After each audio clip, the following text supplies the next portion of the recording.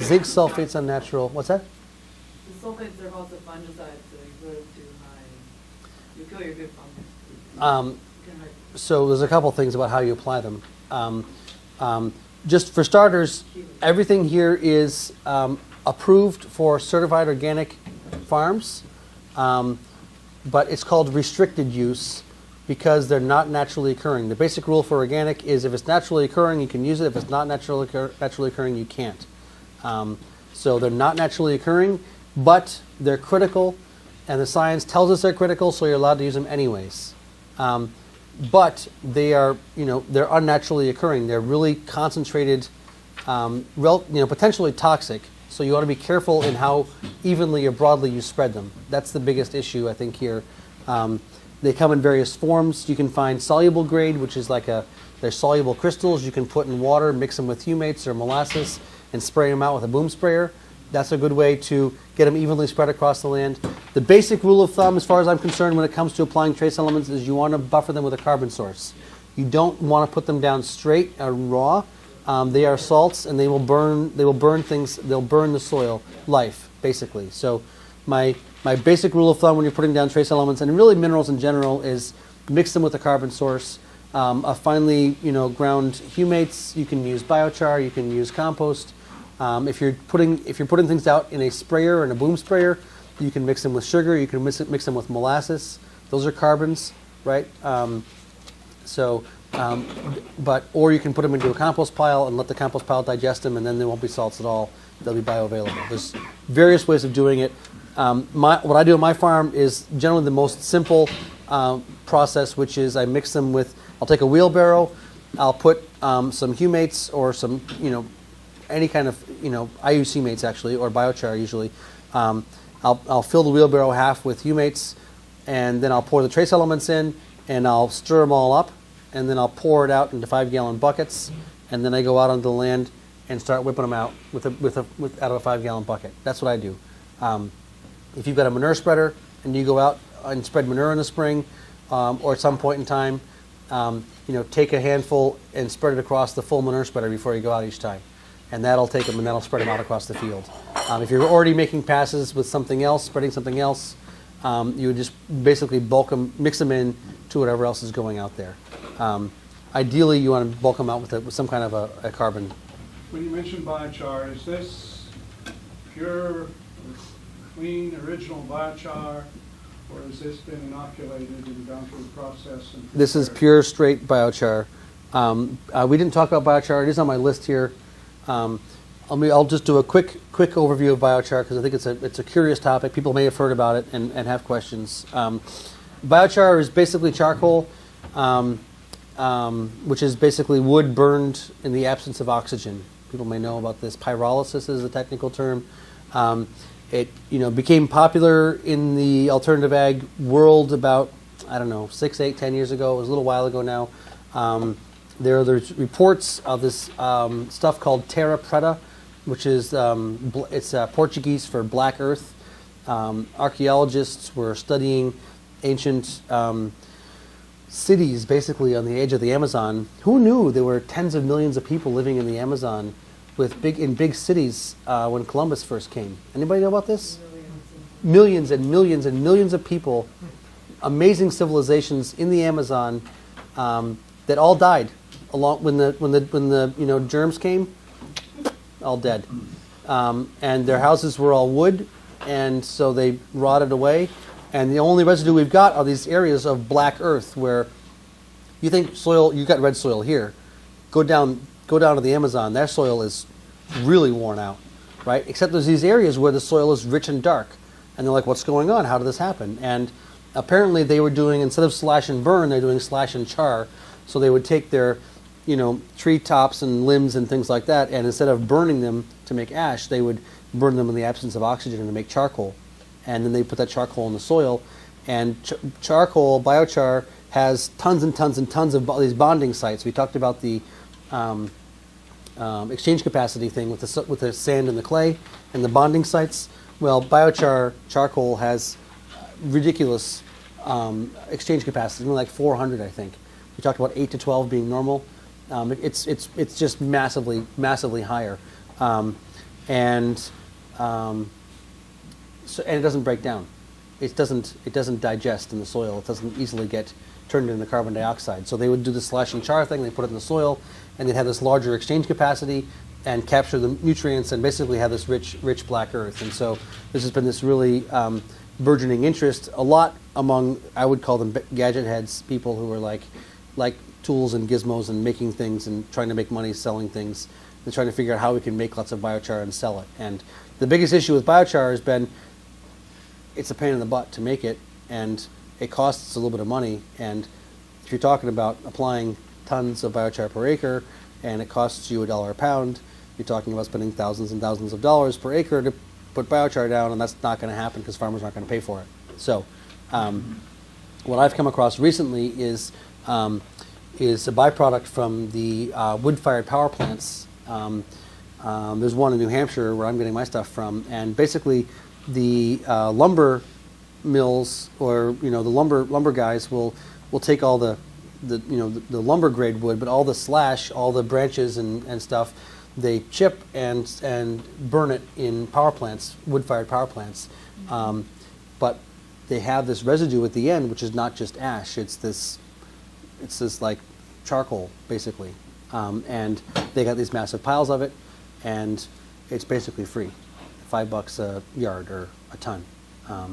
So you can actually get, pretty high quality biochar, which also has some wood ash in it, which is, got calcium and got potassium, so you've got a low pH, it'll help raise your pH, for next to nothing. And it's a really nice material. So, short question, long answer. Well, Follow up. I'll bring some biochar tomorrow. Some inoculated, fancy I stuff. have some uninoculated. Beautiful. And For people to see it. I'll show pictures of my Kontiki kill that I can make about a 55-gallon drum of biochar in 6 hours. Nice. Yeah, there's all kinds of stuff online if you look it up about biochar. People are really, a lot of people are getting really excited about it. There's suggestions about biochar being a way to sequester carbon, which doesn't make any sense to me at all. So please take that out of your mind. Anybody who says we should cut down all the trees to burn them to sequester carbon, I think is missing something. Yes. That doesn't speak well of coal ash, does it? I have heard some amazing things about coal ash, and it depends entirely on how it's burned and where the coal comes from, what's in the coal. There's burnt lime, which potentially is really good too. Fly ash, which is, like, depending on what it's like, it's coal ash. I know some guys out in Iowa who have this coal ash that they are spreading on fields, and at appropriate rates are getting amazing effects with.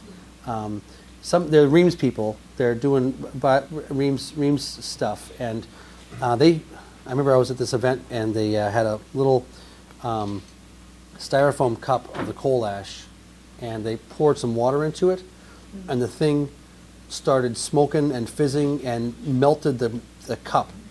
I'm like, Jesus, what's in this stuff?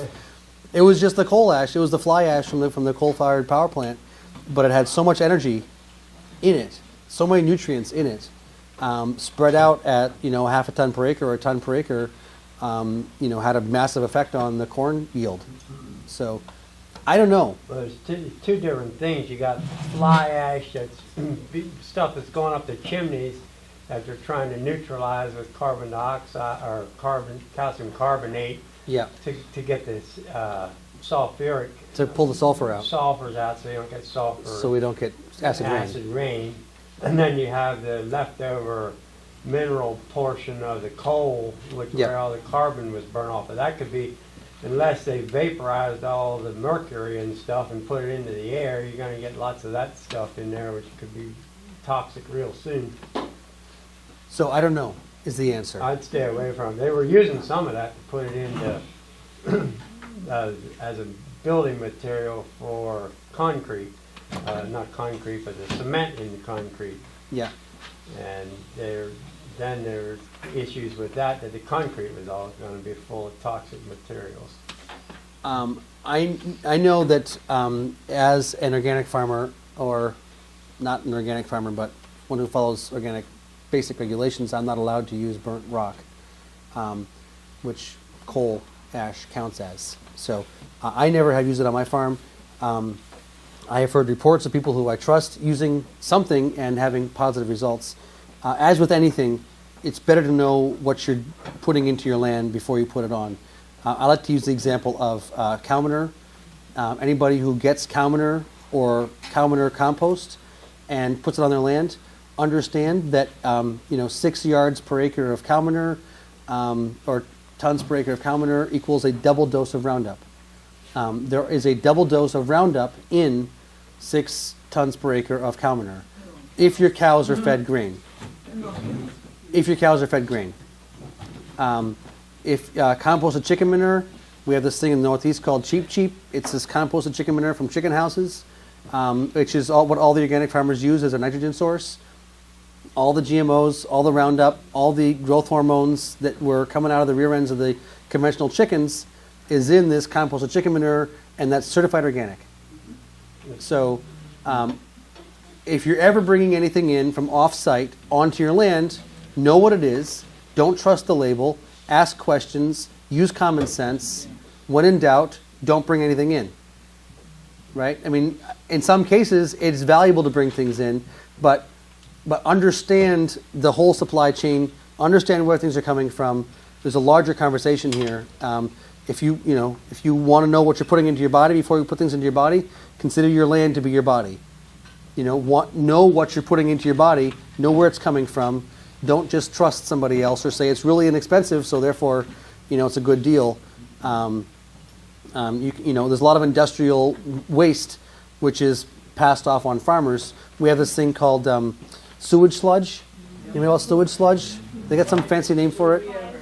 Biosolids. Yeah. They sell it in Lowe's as, Yeah, organic fertilizer. It's organic because it came out of your rear end, along with all the paint thinner that got dumped down the drain, along with all the pharmaceuticals that are in people's systems, along with all the antibiotics that are in people's systems. Right? All the heavy People dump metals. all kinds of things down the drain, and that's in your biosolids. That is not allowed in the dump because it's too toxic. Right? They would put it in the dump if they could, but they can't because they tested it and they found it was illegal to put in the dump. And they got to do something else with it. Now they're selling it to farmers or giving it to farmers. Spreading it all over the fields, calling it cheap fertilizer. Understand what you're bringing in. If it's inexpensive and somebody's happy to deliver it to you for free, there's probably a reason. Probably a reason. Not because they're doing it out of the goodness of their heart. Sorry, I get worked up every now and then. Would you create a grogginess dynamic or some other problem if you applied too much biochar to clay soil, or would that maybe just happen if it was only uninoculated charcoal? So biochar is a big tank, but it is, if it's straight biochar, it's an empty tank. Right. And so the effect that people have found of putting down lots and lots of biochar straight onto the ground is that it basically sucks the nutrients out of the soil and holds them and causes the yields to drop for the first couple of years. And so the best thing to do with biochar is to put it in a compost pile when you're building it. And all those nutrients that otherwise would volatilize and leach out are going to be held by the biochar. If you're operating at a human scale, you put it in a 5-gallon bucket and you pee into the bucket until it stinks. And that's because even though urine is sterile, once it's out of your body, it then will begin to collect. It will. So all the nutrients in your urine will be held by the biochar, and the tank won't be empty anymore when you put that onto the garden. 5 gallons of biochar to the gallon of urine. After 3 weeks, you cannot have a smell of any kind Yep, out of it. absolutely, and it'll be really an amazing fertilizer. Yeah. Anyway, I can digress on all kinds of topics all day long. Sorry. I try not to, but Follow I up can't control to myself. Some of the stuff you've been doing on the board. One, where can we find the pH explanation in literature that's the clearest that you found? And then second is a walkthrough of this doing the math stuff located anywhere? Where have I seen this pH thing explained? I didn't understand pH, and I don't remember who it was that I asked, and they just basically drew it out for me like I drew it out for you. I'm like, oh, that only makes sense. So I don't think I read it anywhere. As far as walking out the minerals thing, I said the Ideal Soil by Michael Estera is good. The Intelligent Gardener lays it out. I'm not sure how well he lays it out. I know the Ideal Soil, basically the whole book is about how to do this. And that's it. It's nothing else. The Intelligent Gardener is more of the broader conceptual framework. Shall we do one more element to get this a little more solid in your noggins? All right. So we're going to do this one, and I'm not going to do it on the board. You're going to do it yourself, and we'll see how much you learned. This is a test. Shall we do manganese? Manganese, which is not magnesium. Manganese is 2 below boron.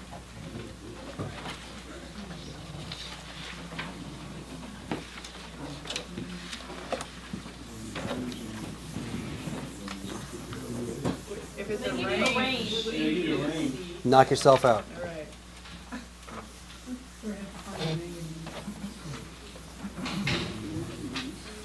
Go low, go high. Doesn't matter. There's a hint. Yep. Yep.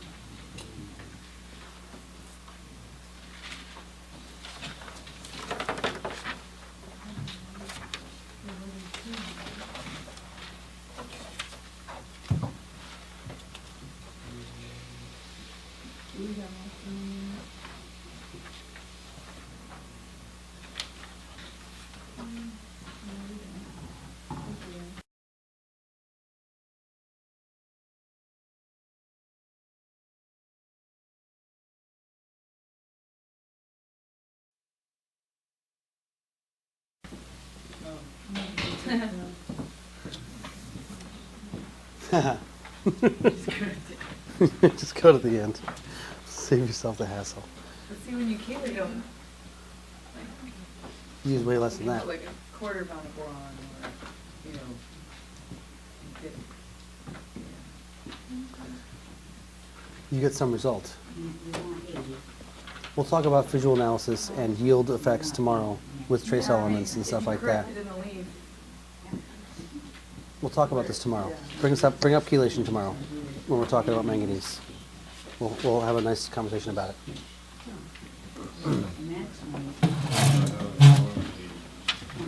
because you go to getting out with carbon too. You don't- It's always like you measure it, and you're taking molecules.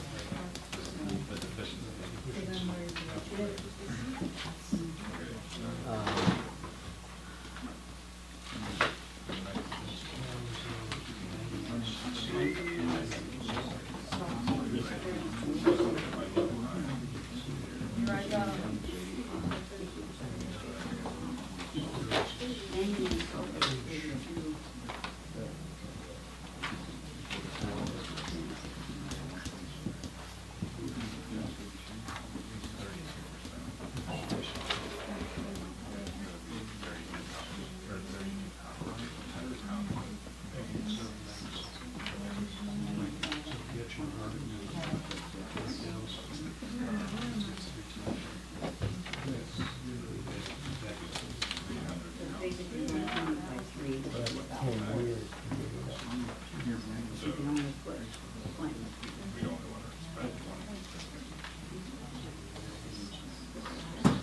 I think I might be right.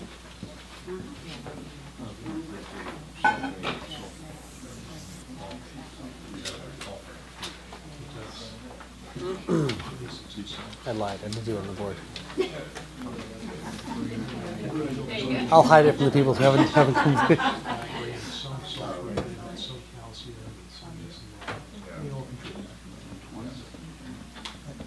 Everybody's pretty much done? Maybe? Do you guys want to give a rough, anybody want to venture a guess of what the answer is? 20. 20? 20. 20? 20? We've used 40 For 10 years. I think it's 400. 425 is what I did use 20. What's that? If you base it on 90 parts per million, 425 Is what you need. is what you need. Right. But you only put in 20. Right. I did by 85. You can, either way, it doesn't really matter. The upshot here is if you divide 400 by 20, you're looking at a 20-year project, right? Which is the, I like to use this as a segue into the conversation about rock dust and other sources of minerals which are not solubilized and expensive and unnatural. I started off this conversation talking about how soils that were remineralized were able to maintain productivity over millennia. We've been talking so far about things you can buy in bags. We talked about gypsum, we talked about manganese sulfate, we talked about Solubor. These are all things you can buy in bags. My understanding is that between rock dust and seawater, we literally can access all of the nutrients we need that we don't have on our land. And those are remarkably inexpensive and locally available in most cases for the planet writ large, not just for here in North America where we have access to money and things in bags. So let me just talk about that for a second. You guys have blacktop? You guys have blacktop. Blacktop. You guys know what the ingredients are in blacktop? Tar and Asphalt. crushed rock. Crushed rock and tar is what they use to make blacktop. The tar comes from Alberta or Venezuela, and the crushed rock comes from a hole in the ground somewhere close by. They call it a quarry. Yeah. Doesn't make any sense to haul rock a long ways because the whole planet's made out of rock. So they usually find somewhere close by and dig a hole and pull it out of there. Right? This is just the way it works. And the quarrying process is basically you drill a hole, you put some explosives in there, you blow it up, come in with the big, front end loader, you pick the rocks up, you dump them into the truck goes over to the crusher crashes up the rocks, you got these screens. The screens, when they hit the right size, they get vibrated off into the pile. And so you got the 1-inch stone, you got the half-inch stone, etc. There's a byproduct of the crushing process, which is called crusher dust or float or fines or rock dust or fill. And generally, there's way more of that manufactured in the process of making, stone than there is a need for, a market for, and that stuff gets dumped back into the hole. So finely crushed rock dust is basically piled up in, hundreds of millions of tons, nicely distributed across the landscape, and the book value on it, if you want to buy it, is $2 a ton, or $4 a ton, or $6 a ton. Generally, it's relatively close by, 5 miles away or 10 miles away. You're not going to have it, it's not going to be something you need to haul from 500 miles. So anybody with a dump truck, I don't know, where I come from, a dump truck rental is $75 an hour to $100 an hour. So you can do a few runs on 10 miles without costing really that much money. The issue is figuring out what's in your local rock dust. And this is where, unless somebody's willing to do a little bit of legwork and do some and figure it out for you, you're all kind of like, I don't know, we'll just put some down. This is where this was the impetus behind John Hamaker's work, Remineralization, Remineralize the Earth. The organization I started working for basically says just spread rock dust, that'll solve the world's problems. I think maybe it's a little bit more sophisticated than that. I think it would be helpful to know what's in the rock dust and what's not in your land, and you want to try to match the rock dust that has what your land doesn't have. And if we actually did this systemically across the region, we could do 3-foot deep soil cores. We could map up what's in our local geology, and we could figure out what's in our local quarries. And then you could basically say for the whole area, everybody around needs 3 tons per acre from this quarry, 2 tons per acre from that quarry, and 1 ton per acre from that quarry. And we could, pretty much systemically remineralize people's land across a whole geo-region. We call this the soil profile project.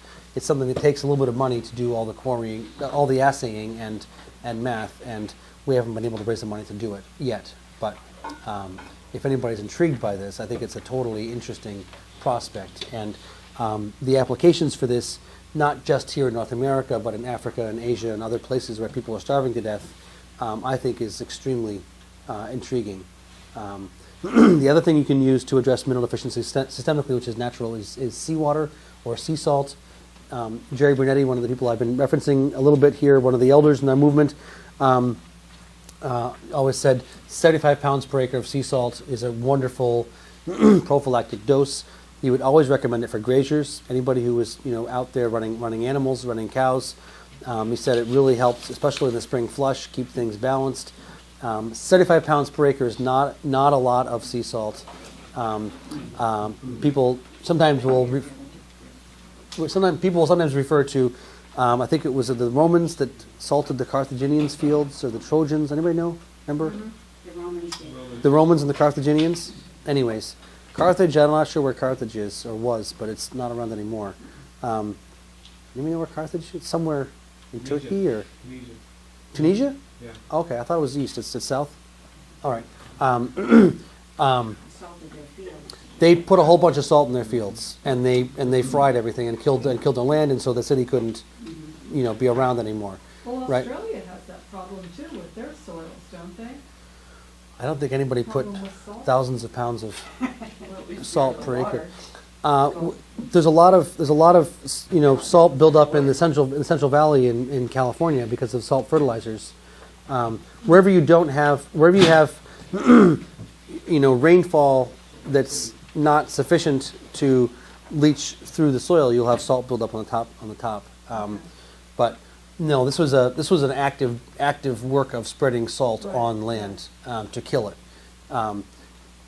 People say, doesn't spreading salt on the land kill the land? And the answer I like to use is, how much salt do you put in the soup?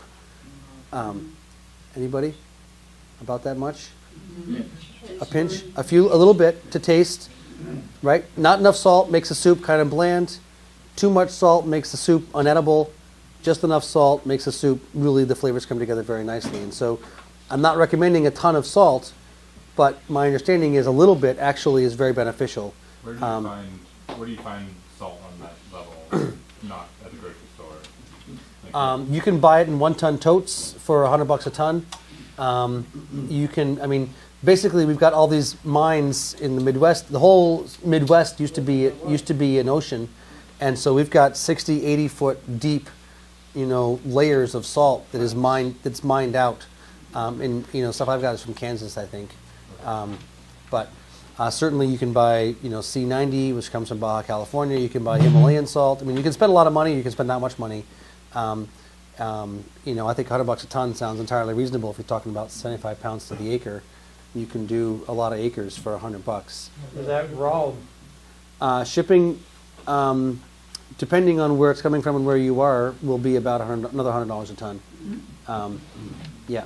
Is that something you can buy through you, through your organization? I haven't talked about the organization yet, but I will talk about it momentarily. As soon as we get done with this minerals section, the mineral depots and all that kind of stuff. Somebody did ask about sourcing trace elements before, so we'll talk about sourcing these things in a second. The point I want to make here is that my understanding is between rock dust and seawater or sea salt, we do have all of the minerals that we would need to remineralize any land on the planet with a little bit of effort. And I see this as a systemically extremely powerful vision for what can be done in large parts of the planet where soils are desertifying rapidly. I like to say, give me the U.S. military budget for Afghanistan for a month, and we'll do Pakistan, right? For another month, and we'll do, Madagascar. Another month, and we'll do Tunisia, right? We can remineralize countries systemically for short money if we actually wanted to use money that's being spent around the world. Of course, that's not how things work, but the idea here is it's going to happen. We're going to do it. It's going to take a little while till we shift things around, but yeah, so goes my fantasy world. Yes.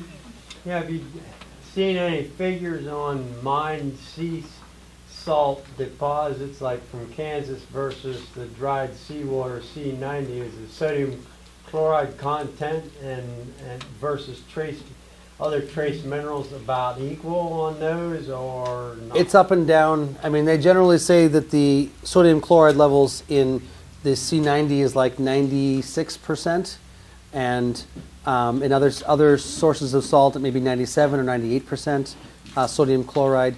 I was going to give you a recipe tomorrow for how to take the sodium chloride out of sea salt, and so you can get just the trace elements, which is remarkably simple, and requires wood ash and rainwater or lye. And you can take all the sodium chloride out of salt water and just get the trace elements, which is 90 elements. For those who don't know, seawater has 92 different elements in it. It has every single naturally occurring element, and at levels and ratios that are very similar to amniotic fluid. People know what amniotic fluid is. It's what's in the bag that the baby grows up in, right? Interestingly, levels and ratios of trace elements in amniotic fluid is extraordinarily similar to levels and ratios of trace elements in seawater.